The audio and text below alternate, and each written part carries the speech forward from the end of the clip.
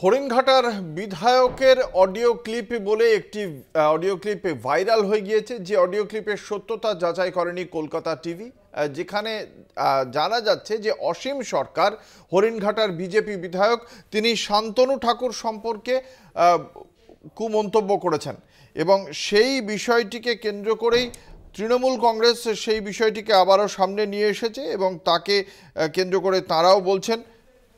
আমরা বিশদে জানবো। আমাদের সঙ্গে রয়েছেন আমাদের বিশেষ প্রতিনিধি দেবজ্যোতি ঘোষ। তৃণমূল কংগ্রেসের কি বক্তব্য? তৃণমূল কংগ্রেসের যেটা বক্তব্য, যত নির্বাচন আসছে ততই কিন্তু বিজেপির নেতৃত্ব বিভিন্ন মানুষকে প্রভাবিত করার চেষ্টা করছেন। ইলেকশন কমিশন তাদের হয়ে কাজ করছেন, কারণ অসিত সরকার যে মন্তব্য কথা তিনি বলেছেন অবিলম্বে ইলেকশন ব্যবস্থা নেওয়া উচিত।